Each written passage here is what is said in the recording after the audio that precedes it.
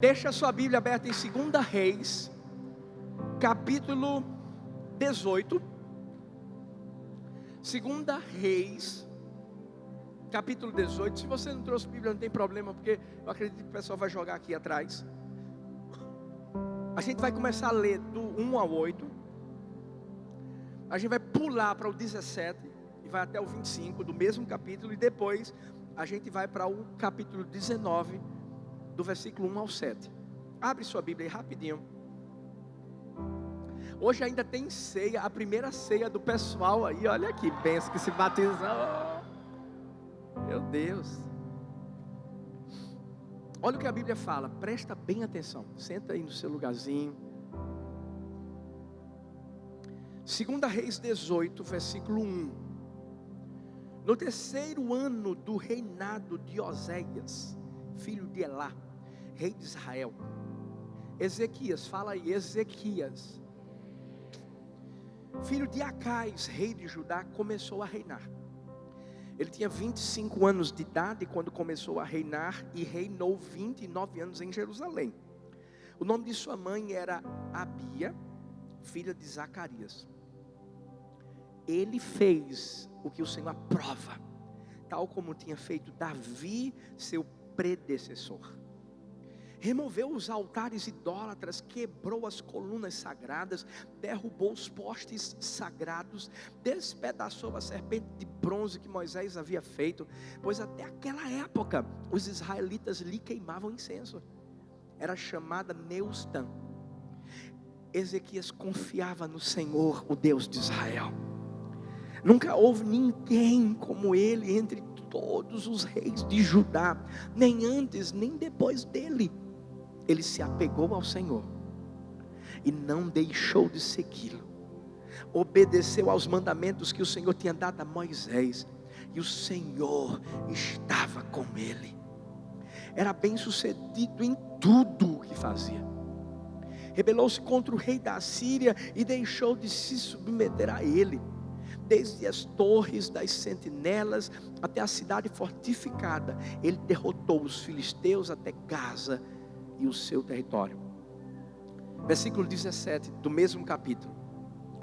De Laques, o rei da Assíria enviou ao rei Ezequias em Jerusalém seu general, seu oficial principal e seu comandante de campo com um grande exército. Eles subiram a Jerusalém e pararam no aqueduto do açude superior, na estrada que leva ao campo do lavandeiro. Eles chamaram pelo rei, e o administrador do palácio, Eliaquim, filho de Ilquias, o secretário Sebna e o arquivista real Joá, filho de Asaf, foram ao seu encontro. O comandante de campo lhes disse: digam isto a Ezequias, assim diz o grande rei, o rei da Síria. Em que você baseia a sua confiança? Você pensa que meras palavras já são estratégia e poderio militar? Em quem você está confiando para se rebelar contra mim?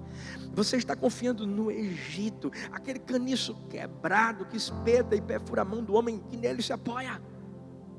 Assim o faraó, rei do Egito, retribui a quem confia nele. Mas se vocês me disserem: estamos confiando no Senhor nosso Deus, não é ele aquele cujos santuários e altares Ezequias removeu, dizendo a Judá e a Jerusalém: vocês devem adorar diante deste altar em Jerusalém? Aceite, pois, agora o desafio do meu senhor, o rei da Síria. Eu lhe darei 2.000 cavalos, se você tiver cavaleiros para eles. Como você pode derrotar o mais insignificante guerreiro do meu Senhor? Você confia no Egito para lhe dar carros de guerra e cavaleiros? Além disso, será que vim atacar e destruir este local sem uma palavra da parte do Senhor? O próprio Senhor me disse que marchasse contra este país e o destruísse. Capítulo 19, versículo 1 de 2 Reis. Ao ouvir o relato, o rei Ezequias rasgou as suas vestes, pôs roupas de luto e entrou no templo do Senhor. Ele enviou o administrador do palácio, Eliaquim, o secretário Sebna e os sacerdotes principais, todos vestidos com pano de saco, ao profeta Isaías, filho de Amós. Eles lhe disseram: assim diz Ezequias, hoje é dia de angústia, de repreensão e de humilhação. Estamos como a mulher que está para dar à luz filhos, mas não tem forças para fazê-los nascer. Talvez o Senhor, o teu Deus, ouça todas as palavras do comandante de campo, a quem o Senhor dele, o rei da Síria, enviou para zombar do Deus vivo. E que o Senhor, o teu Deus, o repreenda pelas palavras que ouviu. Portanto, suplica a Deus pelo remanescente que ainda sobrevive. Quando os oficiais do rei Ezequias chegaram a Isaías, este lhes disse: digam a seu senhor, que assim diz o Senhor: não tenha medo das palavras que você ouviu, das blasfêmias que os servos do rei da Síria lançaram contra mim. Ouça, eu o farei tomar a decisão de retornar ao seu próprio país, quando ele ouvir certa notícia, e lá o farei morrer à espada. Espírito Santo, obrigado pela tua palavra. Eu sei que ela não volta vazia, faz o que apraz ao teu coração. E nós queremos que essa palavra produza muito fruto nessa manhã. Nós queremos que o Senhor convença do pecado, da justiça, do juízo. E que Jesus permaneça sendo o único a ser engrandecido e exaltado nesse lugar. É nesse nome lindo que nós oramos. Amém, amém e amém. Essa história se divide em 3 partes. Por isso que eu fiz questão de ler essas 3 partes, para que você pudesse entender bem aquilo que Deus colocou no meu coração. A primeira parte fala de Ezequias, é a vida dele, a biografia dele. A segunda foi a ameaça do rei Senaqueribe, rei da Assíria. E a terceira parte é justamente a estratégia de contra-ataque de Ezequias. Quem foi Ezequias? A Bíblia fala que Ezequias foi filho de Acais. E se você for estudar um pouco sobre a história de Acais, você vai ver que ele foi um rei mau. Tudo o que Ezequias fez de bom, o seu pai Acais fez de ruim. Há um registro que até queimar o seu próprio filho morto, morrer como um sacrifício, ele fez. Mas o que mais me chama a atenção é que, Ezequias teve um pai que não foi referência para ele, mas ele não precisou seguir o exemplo desse pai. Você sabe o que eu quero primeiramente falar para você que está aqui? Eu sei que um dos maiores problemas que a gente vive na humanidade hoje é a ausência de paternidade. São pais ausentes, ou são pais que não são exemplo, que maltratam a mãe, ou que vivem de uma forma desonesta, ou pais que estão mergulhados em vícios. Mas deixa eu te dizer uma coisa: o que mais importa não é o pai que você não teve na terra, mas o pai que você tem no céu. Por isso que nós precisamos fazer algo diferente. Acho que a primeira lição que a gente pode aprender aqui na vida de Ezequias é essa. Ezequias buscou alguém que fosse uma referência para ele. E essa pessoa se tornou quem? A sua mãe, Abia, filha de Zacarias. Através dela, ele conseguiu trilhar pelo caminho que Deus estava preparando para a vida dele. Mas foi uma decisão dele. E aqui na terra nós temos que tomar decisões. Deixa eu falar uma coisa para você. Eu ouvi a história de 2 irmãos, eles eram gêmeos. Eles tiveram o mesmo pai. O seu pai era um alcoólatra. Esse pai ficou escravizado no vício do alcoolismo até o dia que morreu. Quando a gente vai ver a história desses 2 irmãos gêmeos, a gente vai perceber que um dos irmãos seguiu toda a história do pai. O outro, não. o outro se tornou alguém muito relevante. O outro se tornou uma pessoa influente. E certa vez alguém que ficou muito curioso com o que aconteceu com os dois, foi fazer uma entrevista. Estava estudando sobre isso, sobre paternidade. E na entrevista, as mesmas perguntas foram feitas aos dois. E uma das perguntas foi: o que foi que te levou a ser quem você é hoje? Essa pergunta foi feita àquele rapaz que estava também no alcoolismo, que seguiu seu pai. E ele disse assim: foi o meu pai. Eu vi a história do meu pai, eu vivi na mesma casa com ele, vi a vida que ele levava, e ele me levou a viver quem eu sou hoje. O outro irmão, ele foi perguntado da mesma maneira: o que foi que fez com que você vivesse o que você vive hoje? Que você fosse tão influente, que fosse hoje uma referência. E ele disse assim: foi o meu pai.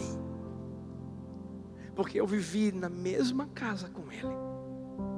Eu vi como ele vivia. Mas eu decidi viver uma outra vida. Deixa eu falar uma coisa para você hoje aqui. Eu acredito que Deus tem algo grande para você desde o momento em que você veio à terra. Ninguém aqui é obra do acaso, ninguém aqui, não. Para mim não importa como você veio. Talvez seus pais nem te planejaram. Mas eu quero que você entenda que o seu pai planejou a sua vinda para o mundo.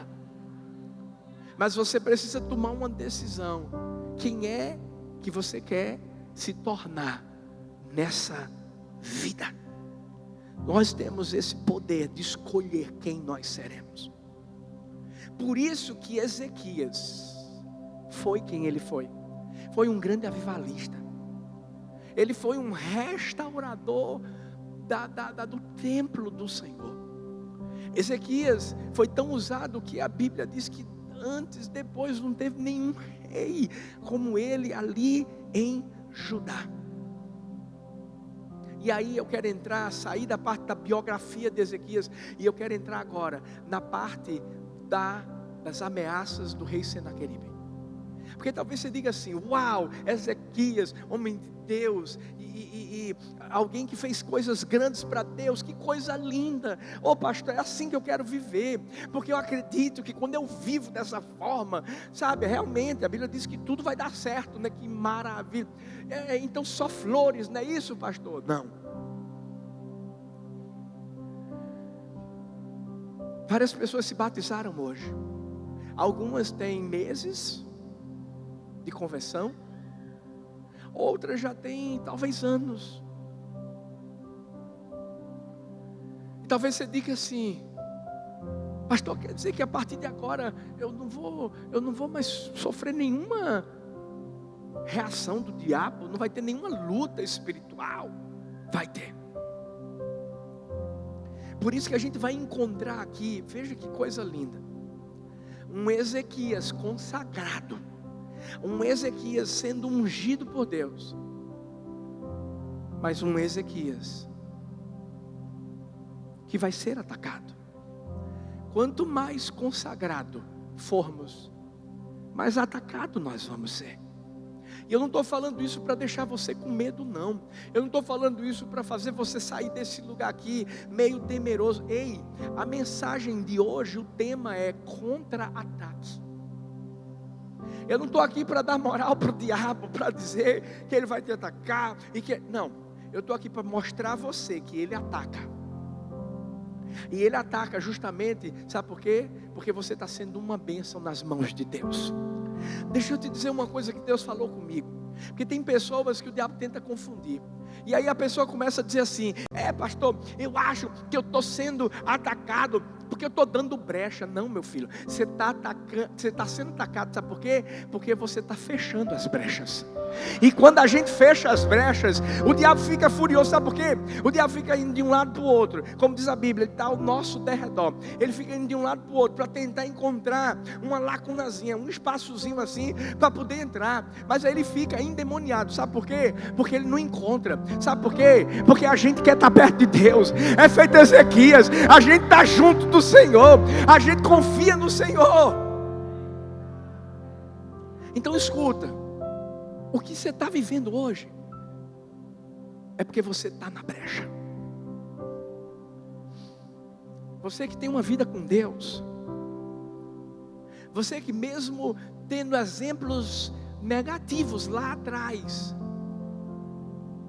mas você está vivendo algo novo, algo diferente, e talvez está vivendo o que você está vivendo. Ei, não é porque você está pecando, é porque o pecado já não tem mais domínio sobre sua vida. É por isso. Não deixe o diabo enganar você, não. Então entenda que quando o diabo se levanta contra mim, contra você, ele tem estratégias. E é isso que eu quero que você entenda. Eu quero que você abra seus olhos hoje para as estratégias de ataque do diabo. E quais são essas estratégias? Primeira, o diabo tenta nos atingir, atingindo outros. O texto fala que quando Senaqueribe enviou os seus informantes, mensageiros, esses informantes, ao invés de falarem com as autoridades apenas, você sabe o que eles fizeram?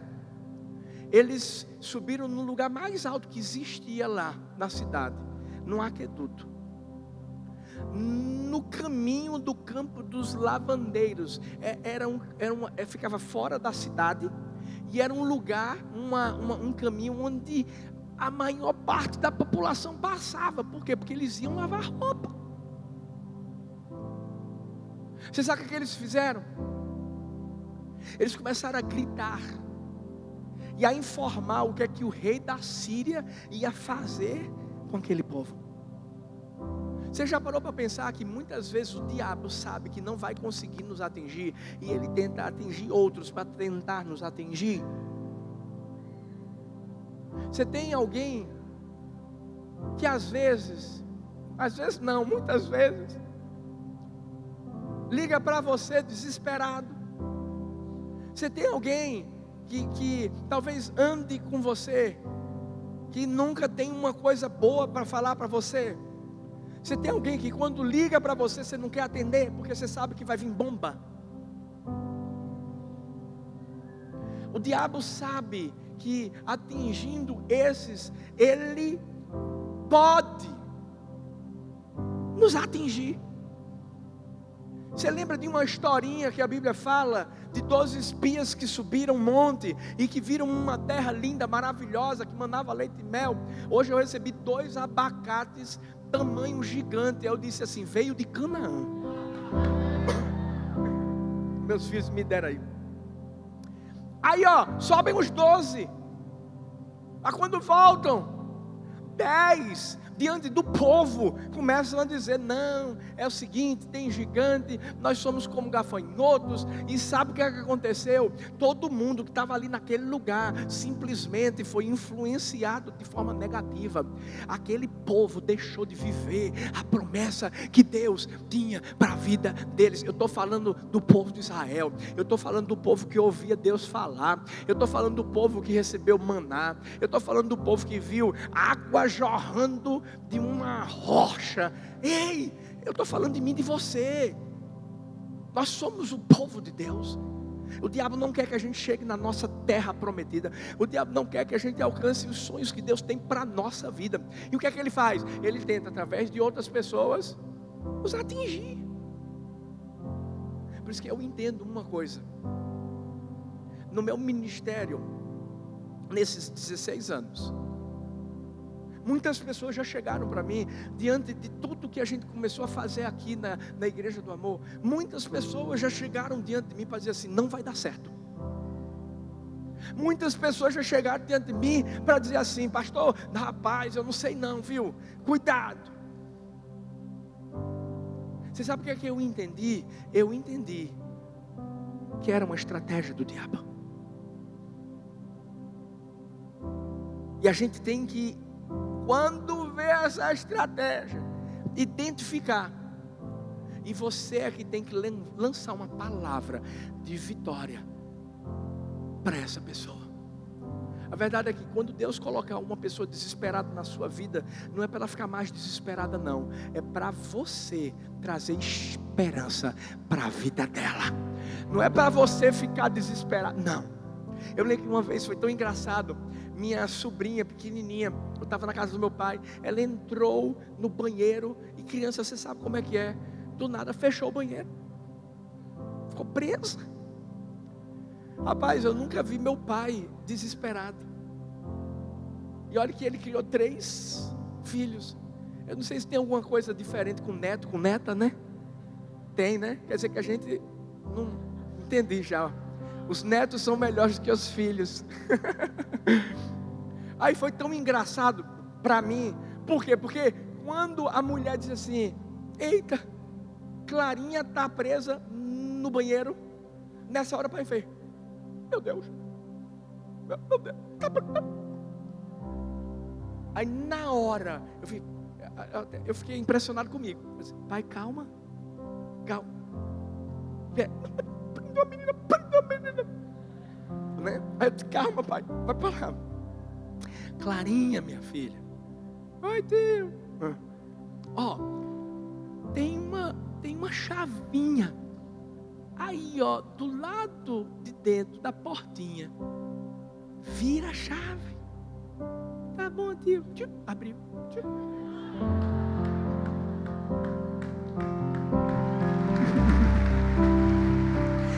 É isso que você tem que fazer quando alguém desesperado chega para você e tenta fazer com que você se desespere.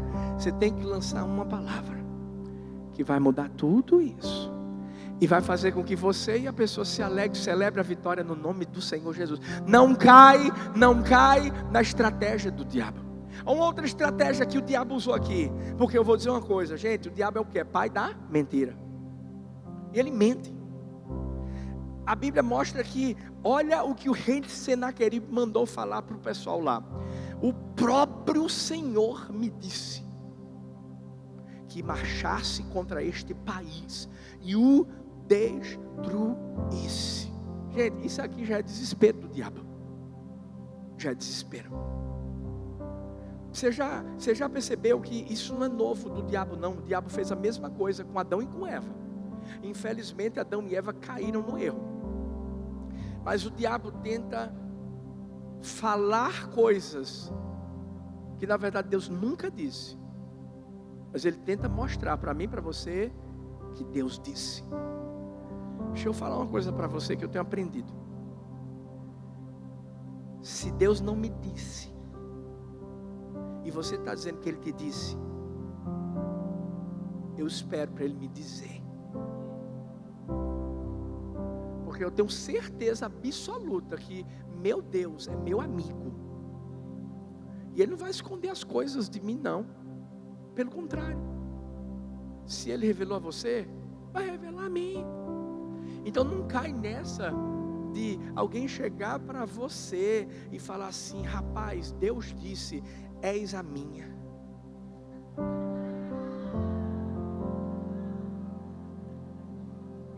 Desde sua concepção, o meu nome já estava escrito no seu coração.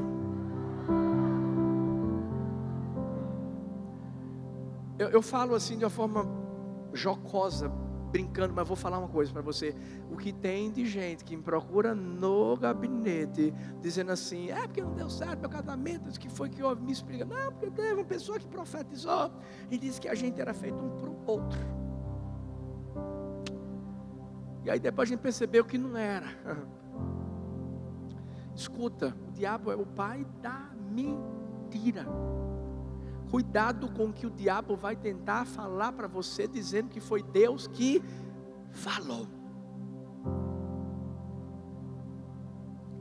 Posso resumir isso aqui? Não terceirize a voz de Deus. Não terceirize a voz de Deus. Ei, Deus continua falando hoje, meu irmão. Pode ter certeza disso. Vai para a Bíblia, vai para a palavra. Você vai ver que Deus vai falar. Ei, eu não estou dizendo que Deus não usa os profetas dele. Deus usa. Deus usa. Mas, eu tenho certeza. Por exemplo, eu vim aqui na quarta-feira e eu falei algo para Deus. Falei algo para Deus. E Deus falou algo para mim. E quando eu cheguei aqui, 2 pessoas confirmaram o que Deus me falou quando eu vim para cá. Você está entendendo o que eu estou falando? Então, se liga. Se liga. Porque a Bíblia fala de um profeta que foi falar algo contra Jeroboão que Deus mandou. E você sabe o que é que esse profeta fez? Ele não obedeceu à voz de Deus. Deus tinha dito para ele não parar em lugar nenhum. Até que chegou um profeta velho. Depois você vai ver lá em 1 Reis 13. Um profeta velho que chega para ele e diz assim: olha, Deus falou que você tem que parar na minha casa. Era profeta. Por isso que a indicação mais precisa que eu dou para você, diante de ataques do diabo, leia a Bíblia, tenha intimidade com Deus. Gente, não tenta costurar um véu que já foi rasgado. Não tente costurar um véu que já foi rasgado. Ei, esse véu. Ei. E sabe por que foi rasgado? Porque agora eu e você temos a liberdade de entrar diante da presença do Senhor. Não é só aqui não, em qualquer lugar. Para a gente ter intimidade com Ele e ouvir o que Ele está falando. Se você me perguntar assim: pastor, como é que foi cada ano na igreja do amor, cada vitória, de cada conquista, esses sonhos, essas coisas que Deus, como foi? Foi justamente fruto de intimidade. De Deus falar assim no meu coração, dizer assim: faz isso, constrói isso, faça isso, faça aquilo outro. E eu simplesmente chegar para você e dizer assim: Deus falou isso, então vamos lá, gente, quem está comigo, tá, bora, glória, acontece. Você tem a mesma intimidade. Eu não quero que você me ouça e diga assim: uau, eu queria chegar no nível do pastor. Você já está, em nome de Jesus. É só você buscar, é só você procurar. E aí vai ser muito fácil para você identificar quando é a voz de Deus e quando não é. Mas quer ver outra estratégia? O diabo tenta mexer com a nossa autoestima. Olha o que os mensageiros do rei Senaqueribe vão dizer: aceite, pois, agora o desafio do meu senhor, rei da Síria. Eu lhe darei 2.000 cavalos, se você tiver cavaleiros para eles. Como você pode derrotar o mais insignificante guerreiro do meu senhor? O que é que o diabo estava tentando fazer aqui? Botar Ezequias para baixo. Estava tentando mostrar assim: rapaz, você não consegue nada não. Você é fraquinho. Deixa eu dizer uma coisa: em nós mesmos nós somos fracos. Em nós mesmos nós somos frágeis. Mas eu aprendi que é na minha fraqueza que Deus manifesta o poder dele. Eu tenho aprendido que Deus escolheu as coisas fraquinhas, frágeisinhas, todo mundo, para envergonhar aquelas que se acham, aquelas que são sábias demais, aquelas que são muito capazes. E aí Deus vai e faz como fez com Gideão, um homem que estava pisando em uvas, e diz assim: ei, varão forte e valente, e levanta aquele homem para livrar o povo dele dos midianitas, com apenas 300 homens, guerreando contra um povo de milhares e milhares de pessoas. Você sabe o que eu quero dizer com isso? Ei, talvez você está vivendo uma guerra tão pesada na sua vida, mas eu quero que você entenda que, maior é quem está em você. Eu quero que você entenda que você, mesmo na sua fraqueza, tem um poder se manifestando. Eu quero que você entenda que você não é um Zé Ninguém. Eu quero que você entenda que você é filho de Deus, você é filha de Deus. Eu quero que você entenda que o seu Pai cuida da sua vida. Eu quero que você entenda, que nessa guerra tem alguém que está do seu lado. É como a história daquele irmão mais velho. Quem tem irmão mais velho aqui? Geralmente é assim. Está todo mundo no colégio. E aí de repente alguém vai lá e tenta dar no irmão mais novo, bichinho, o cibitinho, né? Aí o que é que acontece? Se você tem um irmão mais velho e que estuda no colégio, você vai dizer por causa assim: vou falar com meu irmão, não? Daqui a pouco chega para o irmão, dá em mim. Aí chega o irmão mais velho já com tudo. No reino espiritual nós temos um irmão mais velho, que guerreia contra principados, potestades, dominadores desse mundo tenebroso, porque a gente sabe que tudo é espiritual, mas que se materializa no reino físico. E aí o que é que acontece? Quando chega um principado, um demônio, alguma coisa assim, e que pensa que vai fazer alguma coisa, aí o irmão mais velho chega mostrando as mãos. Eita! Ele chega mostrando aquilo que Ele realizou por mim e por você, porque o sacrifício dele nos deu vitória na cruz. Se a Bíblia diz que nós já somos mais que vencedores, não é porque a gente ainda vai ser, não. Nós já somos. Nós já somos. Entenda uma coisa: você é uma bênção, por isso vai ser atacado. E aí, pastor, o que é que eu faço? Bora entrar no contra-ataque. A Bíblia fala que Ezequias, ao ouvir o relato, rasgou as suas vestes,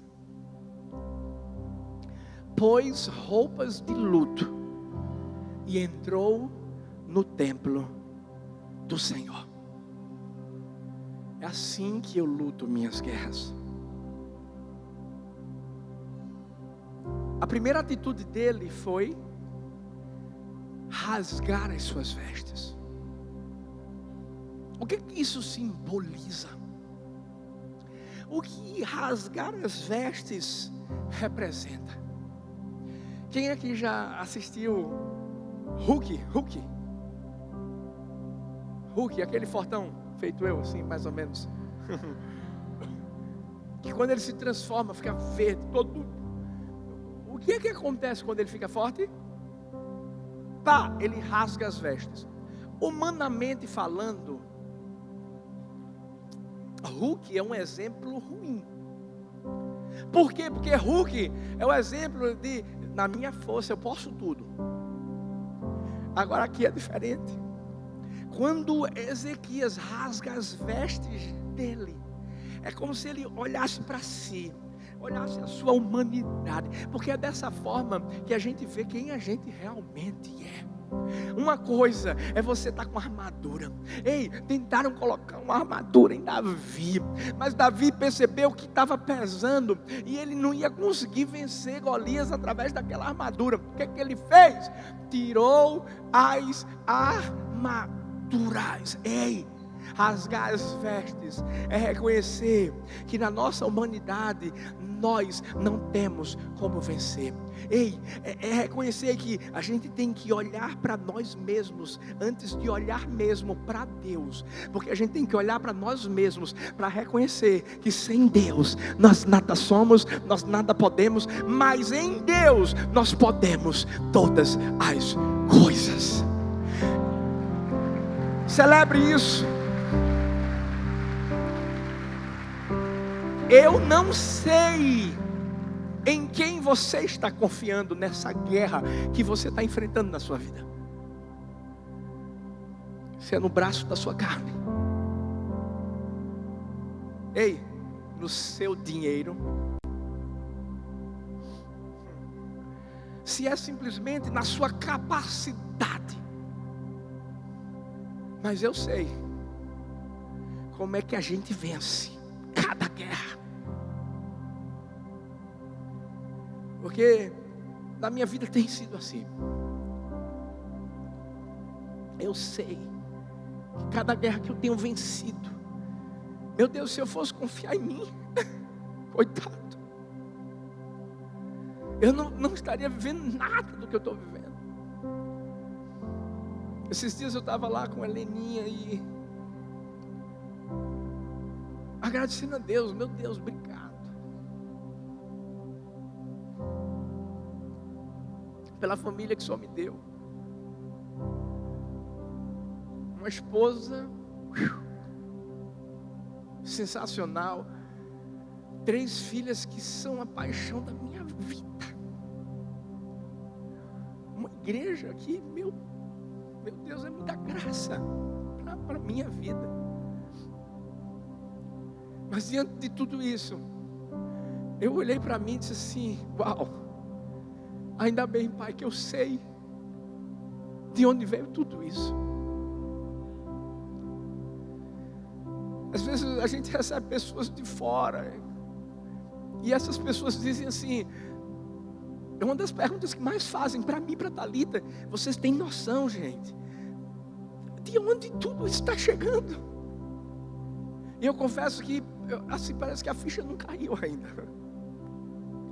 Talvez não caiu porque eu creio que é tão maior do que o que a gente está vivendo, que Deus diz assim: espera, porque daqui a pouco cai. Mas eu sei, eu entendo que a minha posição sempre vai ser essa: roupas rasgadas, olhando para isso aqui, ó, para reconhecer que se Deus não for à minha frente, nenhum caminho torto se endireita. Se Deus não for à nossa frente, ei, não tem como você vencer essa batalha que você está enfrentando, seja enfermidade, seja na sua família, seja o que for. Então, ei, rasga as vestes. Quando a Bíblia fala que ele rasgou as vestes e pôs roupas de luto, é simplesmente dizendo assim: Deus, eu dependo de Ti.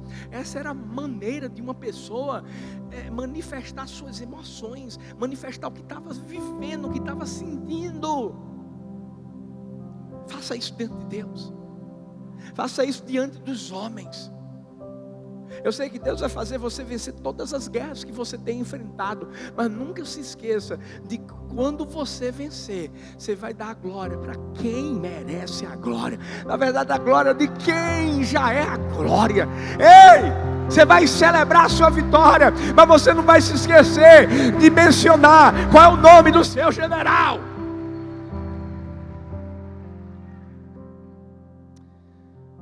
Coloca panos de saco, tira a sua armadura, humilhe-se diante da potente mão do Senhor, e Ele a seu tempo vos exaltará. Mas algo que mais me chama a atenção é que Ezequias entrou no templo do Senhor. Ei, Ezequias não foi logo para Isaías. Tinha um profeta lá que era uma bênção, Isaías. Ele podia ter procurado Isaías? Podia. Mas você sabe o que ele vai fazer?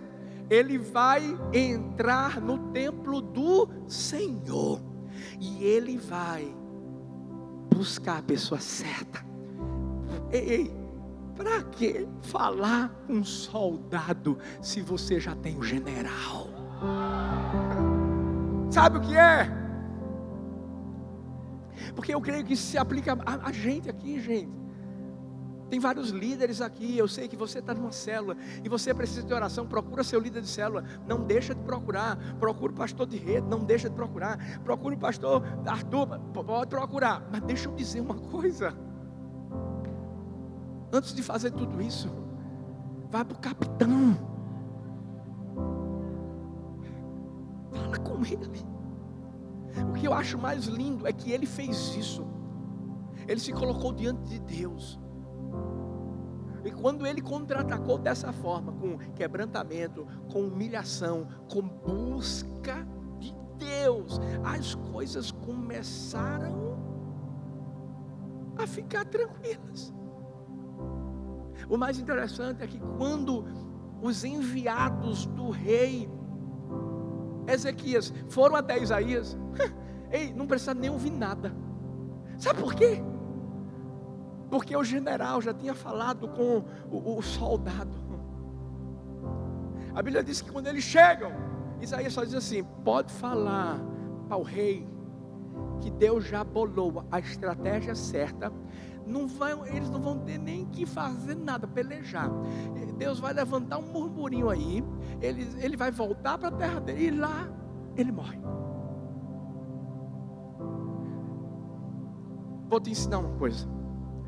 Como é que eu luto minhas guerras? Como é que se você esquecer tudo dessa mensagem, meu irmão, só lembra de uma.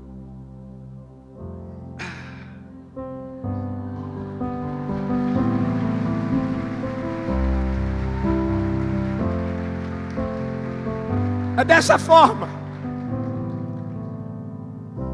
É entendendo que quando você rasga suas vestes, se cinge de pano de saco, busca a pessoa certa, não tem guerra que não seja vencida por você. E sabe o que vai acontecer? O melhor de tudo, aqui mostra que a atitude do rei Ezequias inspirou tantas pessoas.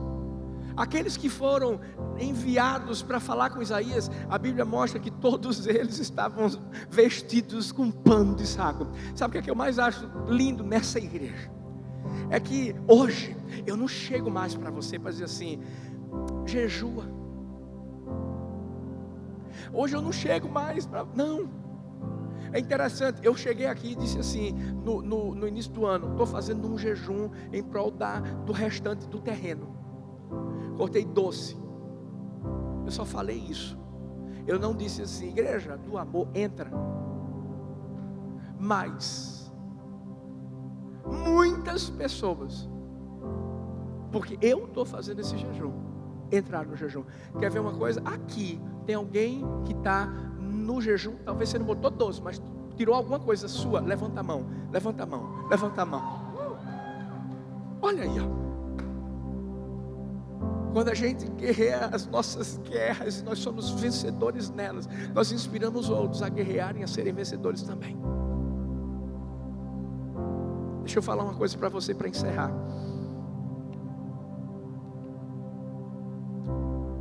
Quando você entende que há uma história na sua vida, que por essa história ser uma bênção, o diabo ataca a sua vida, porque ele quer te destruir. Mas você entende que há um contra-ataque, e que tem um general e um capitão e um comandante que está indo à sua frente, e você está perto dele, você não vai perder. Fala para a pessoa que está perto de você: você não vai perder. Fala para a outra: você não vai perder. Tem algum vitorioso aqui? Tem algum vencedor aqui? Fique em pé no seu lugar. Fique em pé no seu lugar. Levanta as suas mãos.